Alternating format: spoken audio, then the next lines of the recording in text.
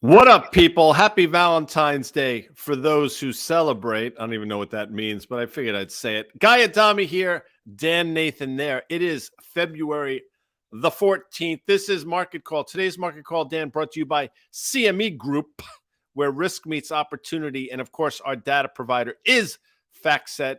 Dig them. I'm just going to say, Butters, how are you? By the way, before you even answer that question, because I have to, I'm far too loud apparently, but great Nick win last night at Madison Square Garden, beat the Nets, understanding the Nets are not the same team they were, but they haven't beaten the Nets at the Garden in quite some time. So what we call this, Dan, exorcising some demons. Back to you. You know what, Guy? I was at a game. I was at the Knicks Nets game last season where the Knicks had like a 25-point lead. Do you remember that? Yes. I do. And Durant wasn't even playing because I was sitting behind the Nets bench. I was a few rows back, and Durant had this like red beanie on, like he was just in street clothes, and they came back and won. It was I think Kyrie had a big game, if I'm not mistaken. As my people would say, Guy, it was a chandala. I think that word was used in the Garden that night a few times. And by the way, are you celebrating Valentine's Day? Doing anything for Linda? Anything special? No, listen, yes. I actually, so not that anybody cares. I care. But I went yesterday to a florist that I go to from time to time, and I picked up a few different things of flowers to have them, a day ahead of time. And, gave one to my daughter, one to my wife, and then I gave another one to my wife earlier this morning. Just a flower, or did you give like a No, I would call them bouquets, if I may. I have not done a thing for my people, and I do live in a household with 3 women. And so, well, 2 of them are gone at school, but you know. Right. Should we move on here, Guy? Because why not? I mean, we've taken a few minutes of everyone's time. I better pull a rabbit out of a hat, is what you're saying this afternoon, this evening here a little bit. Well, the market's pulling a rabbit out of the hat as we speak. The Nasdaq, as I'm looking, is just gone positive. I'm not quite sure what just happened. The S&P is about to be unchanged. And this has been one of those days, Dan, where, in the pre-market, the market was effectively unched. Maybe it was up slightly. Yeah. The CPI number comes out. The knee jerk was to take it lower. I turn around 5 minutes later. I think the Dow was indicated 280 or so points higher, only to give that back. Subsequent rally. Then we saw a pretty market sell-off. And now here we are trying to rally back to sort of unched in some of the indices. So I don't know what to tell you. I mean, it's the dog looking one way, the other. Yeah. What do you want from me? Yeah. If you grew a beard, you look like that guy. Like you look like our friend. You look like our friend. All right. So these headlines, I think, are kind of funny, right? So inflation stays elevated, adding pressure for more Fed hikes. Inflation eases to 6.4%, but pace of moderation slows.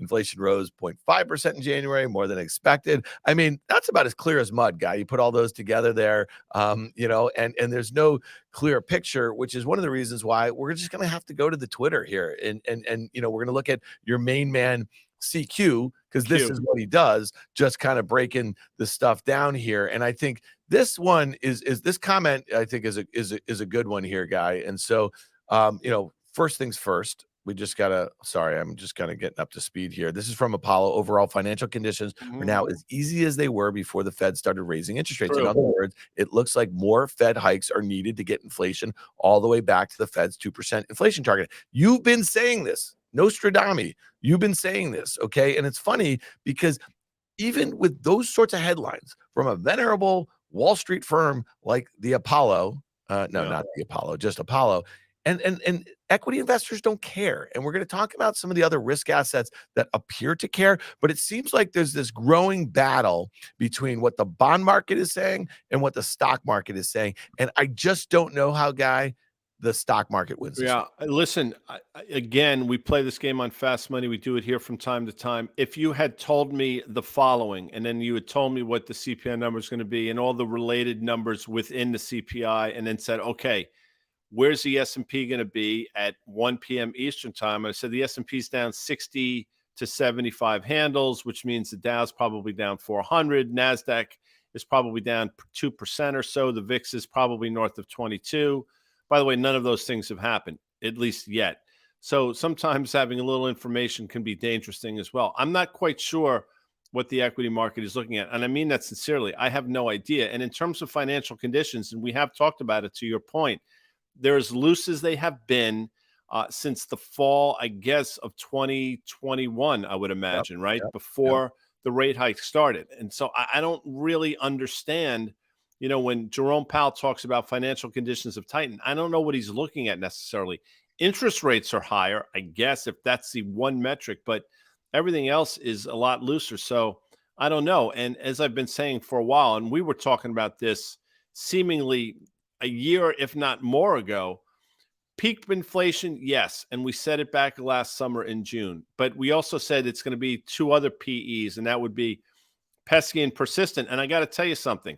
A lot of people have embraced that theme. So I don't know what's going on in the equity market today. I mean that sincerely, but I do know what's going on in terms of inflation, and it ain't going away anytime soon. Yeah, and our friend Peter Bookvar over there at the Book Report, he had a comment on his newsletter this morning after the CPI print. He said, as for the Fed, they will do as they said over the past few weeks, hike 2 more times and then keep the Fed funds rate above 5% all year. The terminal rate ticked up 3 basis points in response to the data to 5.22%. We are higher. We are in a higher interest rate environment for longer. And I don't think there are many have accepted this new reality and the economic and market implications. Big picture, this is a good thing versus the monetary fantasy land we lived for many years, but there's always a withdrawal period that will take time to get through. You've made that point, as Peter has, that you're happy with the normalization of rates. You think it makes sense, but the fact is that the stock market, the way it's ricocheted this year with the assumption, right,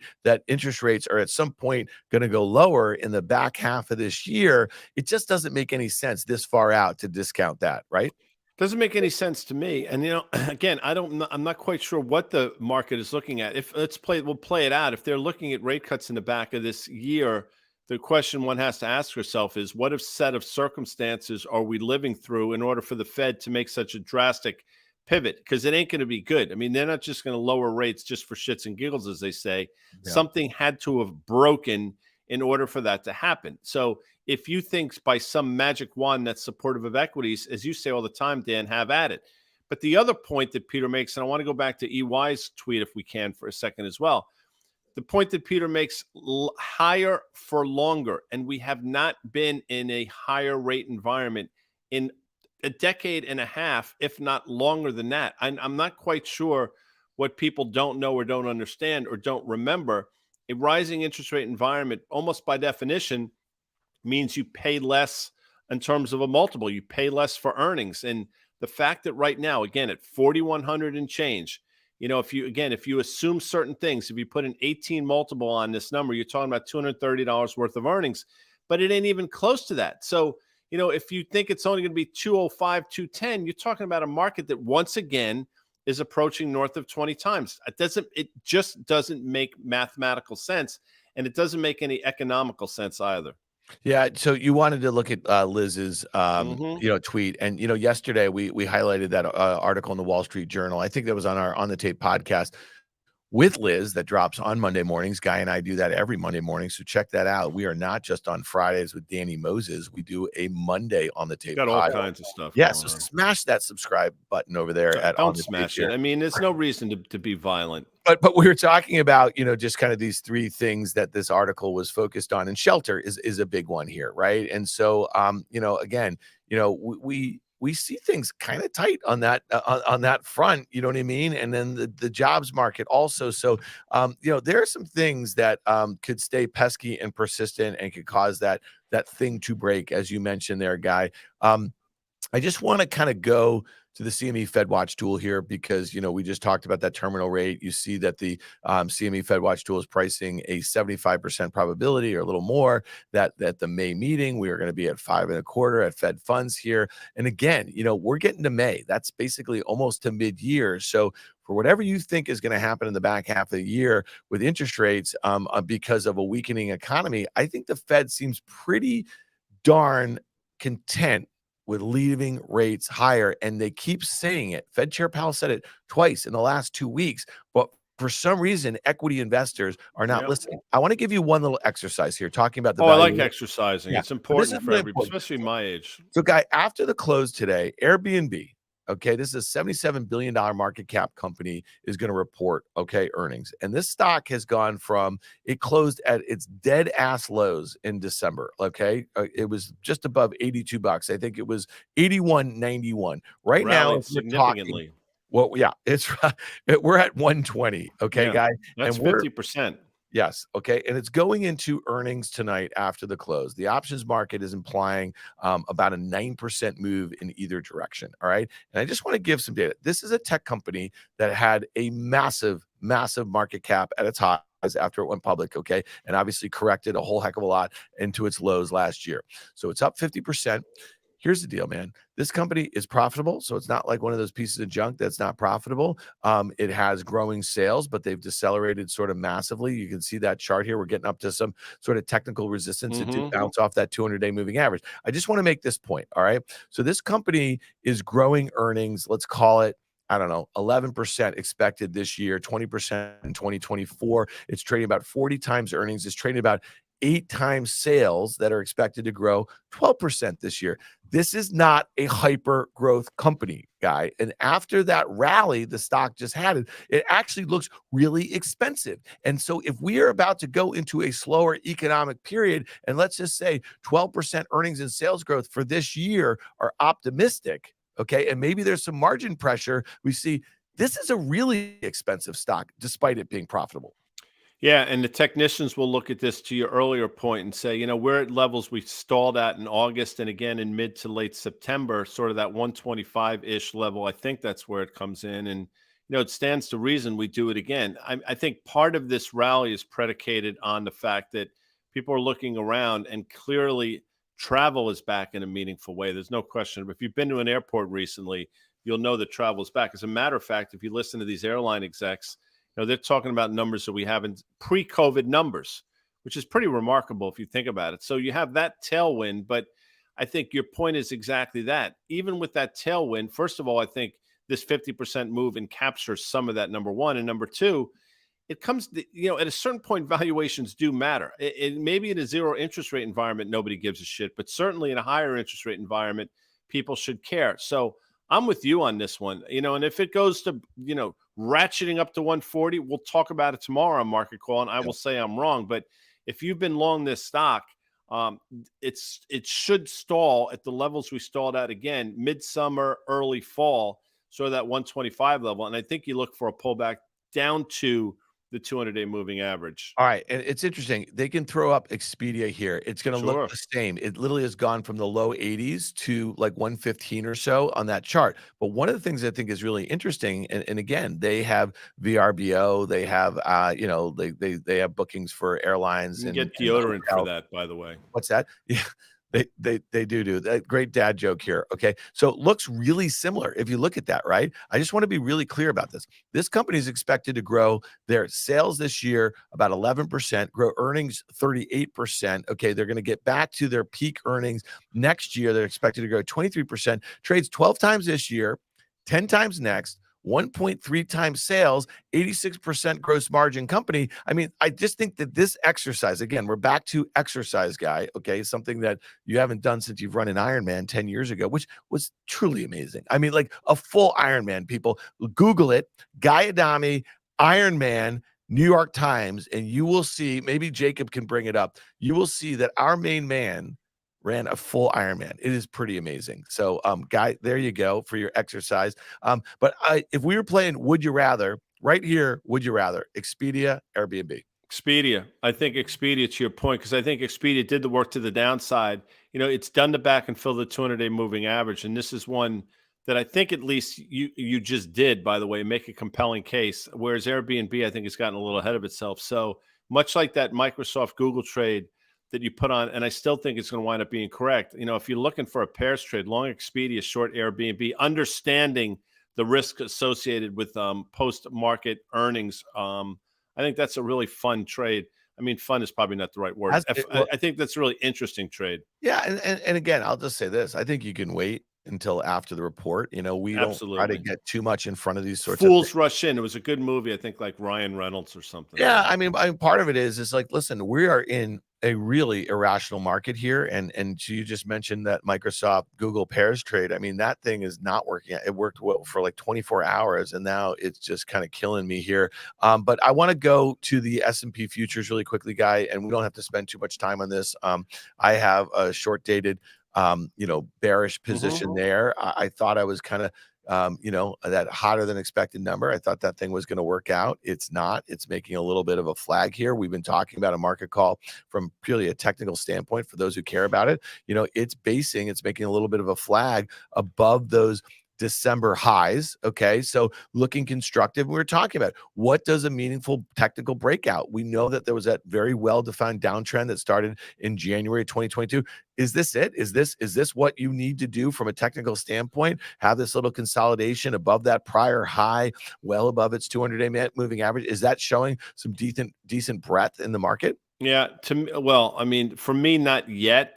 And I'll say it here. So if it does happen, we can have the conversation. For me, you need to close above the August highs. And I want to say it was 42.80 or thereabouts. Doesn't matter. Whatever the hell that is. If you go back and look at August, we traded up to 200-day moving average and failed. I think we all know what happened into October.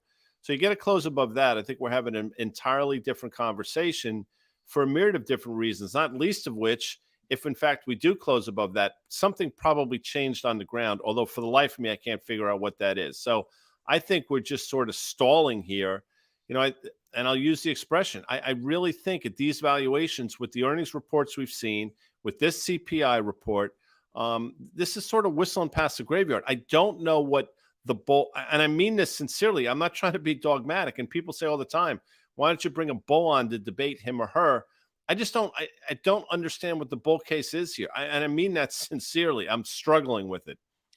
Yeah, let's go to the NASDAQ futures really quickly, because this is one where if I'm trading the E-minis here, Guy, I'm looking at that February 2nd high.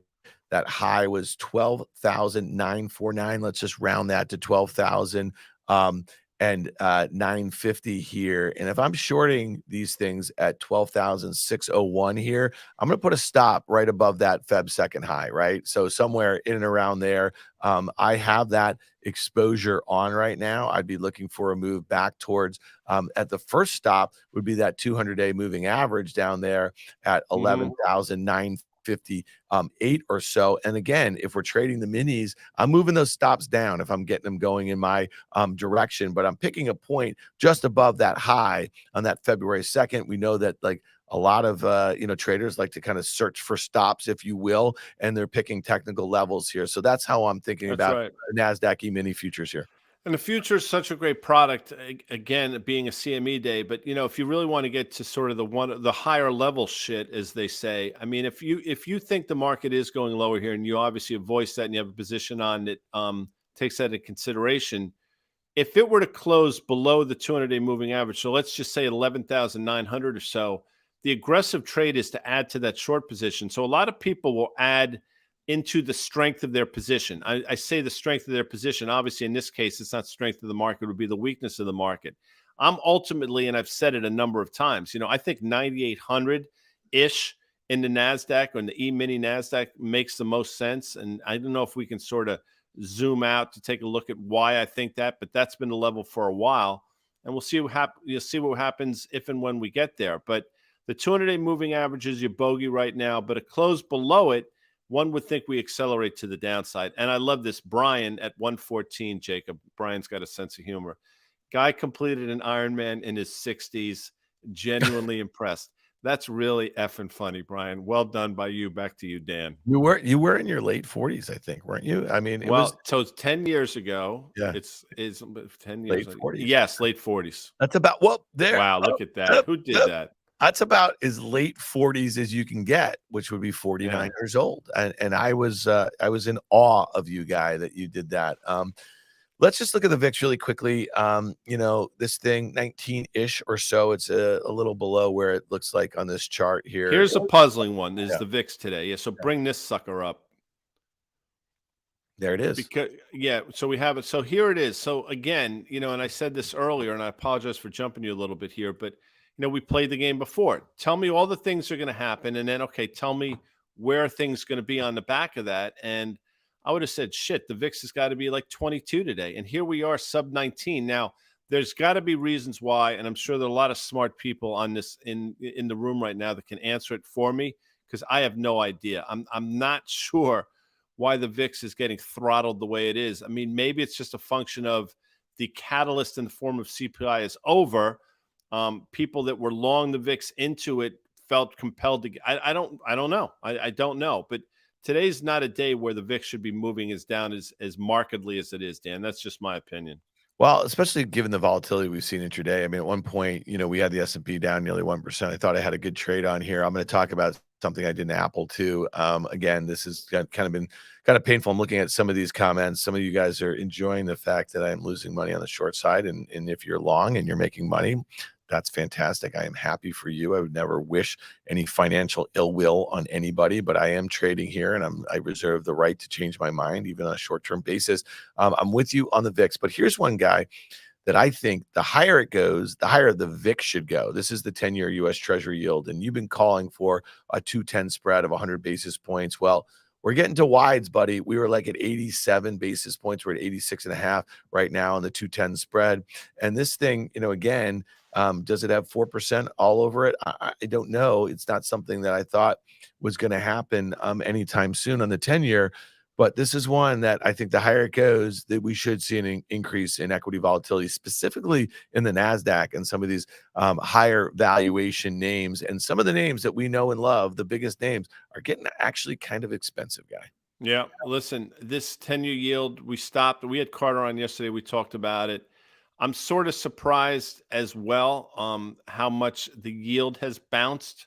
I can understand it to a point. I mean, the CPI report obviously gives some fuel to that fire, but I also thought, somewhat incorrectly, I guess, that if the market were to sell off, which is not really doing here, there'd be a flight to quality in the form of 10-year yields. It's not happening. There's so many really strange things. To your earlier point, I've thought for a while that 2s 10s would invert to the tune of 1%.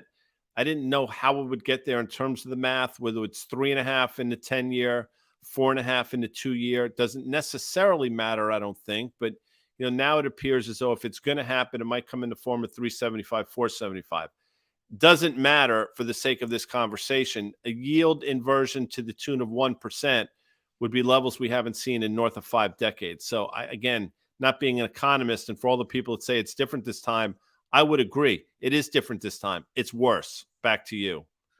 Wow. Oh, by the way, somebody just asked a question. What kind of bike did I ride? I think that was William Wallace. I loved you in the movie, by the way, Junior. Orbea, a Spanish-made bike that I borrowed from my friend John Hyland. If you put up that picture real quick, because why not for a second? So that far picture, that dude next to me, the shorter guy with the sunglasses and bald head, he is a 12-time Ironman now. He is a 5-time cancer survivor. Wow. Just for reference. So I bring that up because he is proof positive that if you put the mind to something, you can do it. Anyway, back to you, Dan. Great man. And you ran that Ironman in support of, you were on the Leukemia Society, the New Jersey Leukemia Society board, and they said, hey, let's get a team together to support this thing. And then somebody said, hey, Guy, why don't you lead that team actually on the ground? That was a genius idea. But you guys raised a lot of money for that. Good on you, Guy Adami. All right. Let's move this thing along a little bit here. Let's look at your gold. This thing kind of broke this uptrend it was in. Carter was on a few weeks ago, I think, on the market call, calling for this, also on Worth Charting. And if it's interesting, when you look at that 200-day moving average that is literally flattening out a little bit, might we see this thing back in the midpoint of this range? And how does it get there, guys? So we see a dollar. If we were to throw out the Dixie up there, dollars rallied a little bit, right? Is it about the dollar here? I know that you've been talking about the fact that we've seen central banks buying gold. And if we were to see the dollar up there at that 200-day moving average, are we going to see gold, if you want to toggle back, gold back at its 200-day moving average to the downside? Yeah. And the short answer is it's definitely about the dollar, but it's also about, this higher inflation print puts the Fed back in play to the extent that the gold market didn't think they were in place. So you can understand what's going on here. More hawkish Fed historically has been bearish for gold. That's somewhat counterintuitive, but if you think about it, it makes sense because they're combating the inflation that gold probably is the one you want to use to illustrate a bullish position in vis-a-vis inflation. But I'll say this as well, and you brought it up. Central banks are buying gold in levels we haven't seen literally in decades. They clearly see something going on. It has not manifested itself in the price. I have said that dozens of times. I just think it's a matter of when, not if. And Andrew, I think it's Andrew Juarez, if I miss it because it went by. Yes, and he brought Dan. You could probably speak to this, and I'm glad he brought it up. Just look up how I'm switching back to the VIX quickly. Just look up how the VIX is calculated. It's not mysterious. A VIX of 20 implies an SPY range of 1.25% based on demand for out-of-the-money options. If the option man doesn't justify the higher, oh well. So, yeah, I mean, I guess that's a great point. I mean, maybe the VIX shouldn't even be in the low 20s. Maybe in this environment, we should be talking about a teenager. I guess my only point has been that I don't think it fully is taking into consideration some of the headwinds and some of the potential pitfalls that are out there. Anyway, sorry about that, Dan. So back to the gold chart. I'm going to remain bullish in gold. I understand why people would say, once again, it's failed. It's a loser's play. I totally get it. I just do think that with the central bank buying that we're seeing, with all the things happening out there, Bank of Japan seemingly losing control over both their currency, more their bond market than anything else. I think it's just a matter of time before gold gets back on its horse. Anyway, that's it for me. All right, something that's on its horse right now is Tesla. I am short this via the TSLQ. It's trading at 44.72 versus a Tesla at 203.75. I'm down about 10% on this position. My average is just a little below 50, and you know, this thing hurts a little bit. If you look at the Tesla, I just kind of think it's interesting here. You know, it's kind of at that breakdown level, right? From late November, early December. And when it broke 200, it went straight to 100. Now it's ricocheted back here as a V reversal. It's kind of, you know, finding its way in and around what I think is some pretty substantial technical resistance. You see that declining 200-day moving average. Sooner or later, it's going to be down here in this kind of range. I just think it's interesting that a lot of investors are really focused on this March 1st investor day. Elon Musk tweets about it a lot. I don't know why. He's tweeted about it multiple times, usually on days the stock has been down, and there haven't been too many of them. You know, so this is one, again, this is kind of hurting. It's one position in many. I'm going to have to trade around this a little bit. I'm going to buy it when it's down. I'm going to sell some of it when it's up. And that's just kind of trading around a core position. Thoughts here, Guy? Am I just being, am I the dumbest guy? I don't think so. I mean, I think that the moving average is still potentially in play, but I think if it were to get there, you'd probably add to it. The moving average is declining. And it's interesting. I'm reading some comments. You know, I think Alex says a Tesla long was pretty obvious trade. And, you know, it's interesting, you know, everything is obvious after the fact. If you want to put up his quote, that's fine. But so here's my pushback. When was it obvious to you? I mean, in September, this was, if you put the chart back up real quick, you know, look at where the stock was in September. So $300 stock. Was it obvious when it was trading 250 a few weeks later? No. Was it obvious when it was trading 225 a few weeks after that? No. Was it obvious when it was trading two? At what point was it an obvious long trade? In retrospect, it was obviously in January, December of last year, January of this year. But it's only obvious after the fact. And I will tell you categorically, folks, that when Tesla was trading about 125 or so, Dan was the first person to say, you don't press shorts here.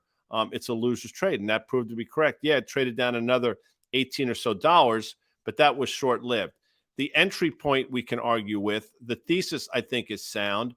And the bear case for Tesla on a number of different things is demand waning, clearly competition coming, and a valuation play as well. So there's my 2 cents. China weakness is the big one for me. I mean, I think China is a market where I think they're going to get their lunch eaten here. And I think it's only going to get worse with the geopolitical tensions ratcheted up here. And so to me, I feel pretty okay with this one. I didn't start shorting it via buying the TSLQ until the stock was above 165. So I've been averaging into that position. I said I was going to do that. Sooner or later, I'm going to have to cut some of those losses. But again, listen, you know, here's the other thing about being obvious about this thing as being a long. Let me tell you something. None of these cult members who buy this stock ever sell it. Okay. So at any point that you bought the stock prior to its breakdown in early December, you lost money. Okay, so I think it's really interesting. You guys have at it, have some fun when someone's getting worked on a position here. But trust me, I know a lot more about how you guys trade these things than you guys give us credit for. I've been doing this a long time, and this Tesla thing is a cult like I've never seen. And to me, I do think we're going to retest those lows at some point in the not so distant future, at some point in 2023. Guy, I want to hit a couple other things really quickly.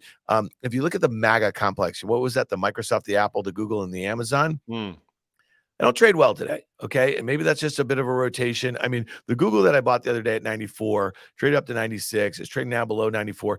It trades god awful. I mean, just really, really horribly here. So this is one where I'm either going to have to make a decision to keep adding to it. I don't like a lot of the commentary. I keep hearing about it. I keep reading a lot more about these kind of large language models. I've been kind of focused on this for the last couple months. I found it kind of interesting here. Microsoft's had that huge move. And again, you mentioned that I put a put spread in Microsoft short dated, and I was buying the Google. Well, the Microsoft really hasn't given up too much at this point, but that thing is up, a whole heck of a lot in a short period of time. And I'm just not interested in buying it for the reasons that people are buying it. I want to throw up this Apple chart though, Guy, and get your take on this one. Today, when the stock was just above 153, I looked at March expiration, March 17th expiration. I bought the 150 March puts, paid about $3.50 for those. So it's about 2% of the underlying stock price, near the money, breaks even down there at 146.5. And again, I also think that this is one that is gone too far, too fast. I think the China issues is only going to kind of get worse here. So that's from a manufacturing standpoint. That's from a demand standpoint. It's from a narrative standpoint. So to me, thoughts on this Apple trade that I put on here, Gay, 150 puts in March, looking for a move. Probably back below, I don't know, 140 would be my target here. Yeah, well, I think, listen, this is obvious. I think you probably, when do they expire? You probably got 2.5 weeks into March, right? Yep. Yeah, so there's my math is right there. I think you're onto something because, look, I'll say this as well. I mean, we talked about Apple trading down to 125 for months, and it subsequently happened. And it wasn't like it was rallying in our face. It was doing sort of the slow grind lower. It bottomed at exactly 125. We said, if you've been waiting, here's your entry point. Now, I am surprised by how quickly we got back into the 150s. No question about it. I thought it would take a lot longer. I did think it would bounce. But I also think the structural problems around what's going on there, and the first time I think ever that Apple had to discount some of their phones in China, excuse me, something to think about. And this whole U.S.-China thing is not going to get better anytime soon. And one has to wonder, are companies like Apple, McDonald's, Starbucks in the crosshairs of the government of China? And at some point, what does that look like? That's a bit of an existential risk. It's probably less than a 20% chance of that happening. But if in fact it does happen, this stock gets right back down to those levels. Beside the fact that the fundamentals here at these levels don't really make a lot of sense either. Yeah, I'll just say this, is that, the TikTok thing is out there. It's low-hanging fruit for our government to do that. There's a growing sort of demand to do it. And I just think the tit for tat, when you think about the fact that our digital companies are not in China. What are in China? The companies that rely on manufacturing in China. And we've already said we are reshoring a lot of those jobs, at least as it relates to Apple and the manufacturing of their smartphones. Okay. Tesla, needs to manufacture it over there from a cost perspective, but they also need the demand, and it's like 40% of their sales. So to me, I think that's an easy one. If the Chinese feel like, hundreds of thousands of manufacturing jobs are going to Vietnam or going to Brazil or going to Mexico to do a bunch of this manufacturing, then what do they care at some point? They don't want their citizens buying iPhones when they could buy, something made from Huawei or one of their local manufacturers. And the other thing is, Tesla's market share in EVs is less than 10% there, man. So, again, I just think that this is coming to a theater near you. All right, Guy, we've covered a lot of ground here on a Tuesday, just me and you. Sorry, I'm hitting my mute button. I'm re-engaging here. Re-engage, Maverick. You said you're going to Mexico, and I would say, we're going to California with an aching in our heart for you Led Zeppelin fans out there. Great song. I believe that's off the 4th album, if I'm not mistaken, which, of course, would be Led Zeppelin 4. Thank you, Dan. That's it for Market Call. I'm jonesing for my Ranger hockey, which will not be back till tomorrow night, I believe, in Vancouver. Rangers have been playing solid hockey. I like this Knicks team. They'll figure out the rotation, Dan, as you know. But, you got to be playing well as you get towards the All-Star break into the playoffs. The Knicks seem to be doing that. I love Brunson. I tell you what, I did not think he was going to be the player that he's turned out to be for the Knicks. Kudos to him. Kudos to our audience. A big thank you to CME Group, Dan, where risk meets opportunity. Obviously, thank you to FactSet, our data provider. We'll be back tomorrow. At least I will be back tomorrow with the great Carter Braxton Worth. Dan's taking a well-deserved day off. See you tomorrow, peeps. See you guys. Thanks.